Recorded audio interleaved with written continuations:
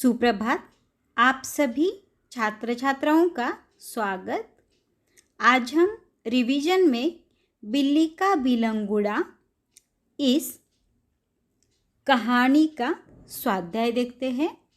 तो बिल्ली का बिलंगुड़ा ये जो हास्य कहानी है ये राजेंद्र लाल हांडा इन्होंने लिखी है। तो देखो, स्वाध्याय में से पहला प्रश्न है, सूचनानुसार कृतियां कीजिए। उसमें से क है संजाल। उसमें प्रश्न पूछा गया है घर में बिल्ली पालने के कारण, यानी इस कहानी में लेखक ने घर में बिल्ली पालने के कौन से कारण बताए हैं, वह कारण हमें यहाँ पर लिखने आवश्यक होते हैं। तो आइए देखते हैं इसका उत्तर। तो देखो, घर में बिल्ली पालने के कारण तो घर में चूहे होना, दूसरा चूहे निकालने का उपाय कारगर न होना, 3 मित्रों का परामर्श और 4 पुरानी परंपरा को न मानना। ये इस प्रकार इस प्रश्न का उत्तर लिखना आवश्यक है। उसी में से ख प्रश्न है कहानी के प्रमुख पात्र, यानी जो कहानी है इस कहानी में आए हुए पात्रों के नाम हमें यहाँ पर लिखने हैं। तो देखो, चूहे, बिल्ली, नौकर अमरू और थानेदार ये इस कहानी के प्रमुख पात्र हैं। दूसरा प्रश्न है उत्तर लिखिए। इसमें पहला है बिल्ली के रवैये में आया परिवर्तन, यानी घर में जो बिल्ली पाली गई थी उसके रवैये में क्या परिवर्तन आया, ये यहाँ पर लिखना है। तो इसका उत्तर देखो, मालिक के आगे पीछे न फिरना, ये उसके रवैये में आया हुआ परिवर्तन है। दूसरा, रसोई के आसपास दुबक जाना और मौका पाकर मनचाही चीज़ खा लेना, यानी जब बिल्ली घर में लाई गई थी तब उसका रवैया अलग था और बाद में जो रवैया यानी बिल्ली के रवैये में आया परिवर्तन, तो यह परिवर्तन आया उसके रवैये में कि मालिक के आगे पीछे न फिरना और रसोई के आसपास दुबक जाना और मौका पाकर मनचाही चीज़ खा लेना।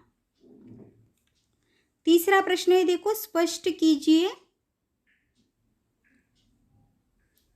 घर के सदस्यों का बिल्ली के प्रति व्यवहार पहले और बाद में, यानी जब घर में बिल्ली लाई गई तब घर वालों का व्यवहार बिल्ली के प्रति कैसा था, खाने के और पीने के बारे में, और बाद में उन्हीं का व्यवहार किस तरह से हुआ, ये 2 पॉइंट हमें यहाँ पर लिखने हैं। तो देखो इसका उत्तर, तो खाने के बारे में पहले घर वाले क्या करते थे, थाली का जूठन खिलाना, बच्चों का कभी रोटी दे देना। बाद में क्या हुआ, चोरी से मनचाही चीज़ खाना, बिल्ली ने क्या शुरू किया, चोरी से मनचाही चीज़ खाना शुरू कर दिया। पान के बारे में नहीं, पीने के बारे में देखो, पहले कभी कभी बच्चों का दूध पिला देना और बाद में चोरी से दूध दही खाना। अगला प्रश्न है, देखो प्राणी हमसे कहते हैं जियो और जीने दो, इस विषय पर सोमत प्रकट कीजिए। सोमत का जो प्रश्न है वह आपको 2 मार्क्स के लिए पूछा जाता है। तो आइए देखते हैं इसका उत्तर। इस संसार में प्रत्येक प्राणी को जीने का अधिकार है। मनुष्य को चाहिए कि वह शांतिपूर्ण ढंग से अपना जीवन जिए, सबसे मिलजुल कर रहे और वक्त ज़रूरत पर सामर्थ्य भर ज़रूरतमंद व्यक्ति की सहायता करे। इसके साथ ही उसे इस बात का भी ध्यान रखना चाहिए कि उसके कारण किसी को कोई तकलीफ न पहुँचे। इसलिए हम मन, वाणी और कर्म से किसी को कोई कष्ट न दें। हमें सभी प्राणियों पर दया करनी चाहिए और उनकी रक्षा करनी चाहिए। उनके साथ सहानुभूति रखना हमारा फर्ज होना चाहिए। हम जियो और जीने दो सिद्धांत का पालन करें। तो ये इस प्रकार सोमत का उत्तर लिखना आवश्यक होता है।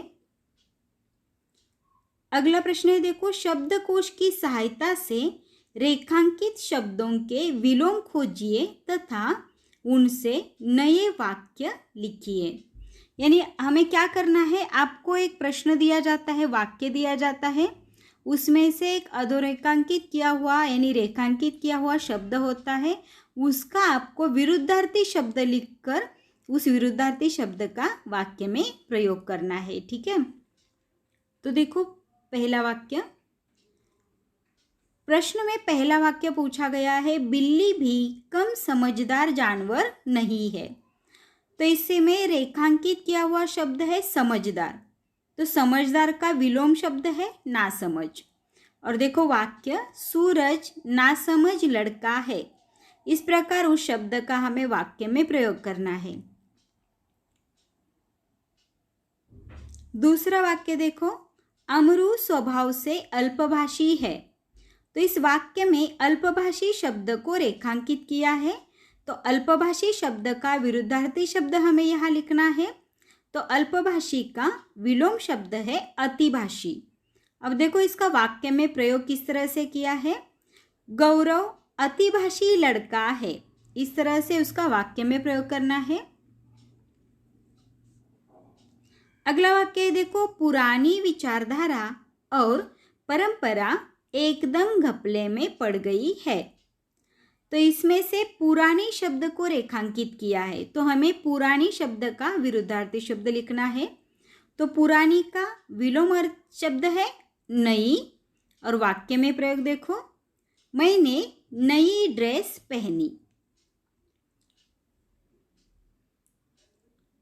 अगला वाक्य है देखो, अब हम उसे दुत्कार रहे हैं। ये प्रश्न पूछा गया है, इसमें दुत्कार शब्द को रेखांकित किया है, तो हमें दुत्कार का विरुद्धार्थी शब्द लिखना है। तो दुत्कार का विलोम शब्द है पुचकार। अब इसका वाक्य में प्रयोग देखो, दादाजी बच्चे को पुचकार रहे हैं। अगला वाक्य देखो, दसियों ने इस सुंदर प्रस्ताव का समर्थन किया। इस प्रश्न में समर्थन शब्द रेखांकित किया गया है, तो हमें समर्थन का विरुद्धार्थी शब्द लिखना है। समर्थन का विरुद्धार्थी शब्द है विरोध, और इसका वाक्य में प्रयोग देखो, हम सब ने मिलकर पेड़ काटने पर विरोध किया। इस प्रकार वाक्य में प्रयोग करना है। अगला वाक्य देखो, डायनासोर प्राणी अब दुर्लभ हो गए हैं। यह प्रश्न है, इसमें दुर्लभ शब्द को रेखांकित किया है, तो हमें दुर्लभ का विलोम शब्द लिखना है। दुर्लभ का विलोम शब्द है सुलभ। अब वाक्य है, दूर देश में जाना अब सुलभ हो गया है। अगला वाक्य देखो, वह तटस्थ होकर अपने विचार रखता है। तो यहाँ पर तटस्थ शब्द रेखांकित किया है। तटस्थ का विलोम शब्द है शामिल। तो देखो, बच्चों के साथ वह भी शामिल हो गया। ये वाक्य है। अगला वाक्य है देखो, इस भौतिक जीवन में मनुष्य बहुत खुश है। तो इस वाक्य में भौतिक शब्द जो है वह रेखांकित किया है। भौतिक शब्द का विलोम शब्द है पारलौकिक। तो देखो वाक्य, पारलौकिक फल मनुष्य के कर्मों से मिलता है, यह वाक्य में प्रयोग है। अगला वाक्य है देखो, गर्मियों में सारी धरती शुष्क हो जाती है। तो इस वाक्य में शुष्क शब्द रेखांकित किया है, तो हमें शुष्क शब्द का विरुद्धार्थी शब्द लिखना है। तो शुष्क का विलोम शब्द है हरी भरी, और वाक्य में प्रयोग देखो, हरी भरी धरती सुंदर दिखती है। इस प्रकार उसका वाक्य में प्रयोग करना आवश्यक होता है। अगला वाक्य है, पैसों का अपव्यय नहीं करना चाहिए। अब यहाँ पर अपव्यय शब्द रेखांकित किया है, तो हमें अपव्यय का विरुद्धार्थी शब्द लिखना है। अपव्यय का विरुद्धार्थी शब्द है सदुपयोग। अब इसका वाक्य देखो, समझदार व्यक्ति अपने पैसों का सदुपयोग करता है। इस प्रकार बिल्ली का बिलंगुड़ा इस कहानी का स्वाध्याय यहीं पर समाप्त होता है। तो फिर मिलते हैं अगले लेक्चर में। तब तक के लिए धन्यवाद।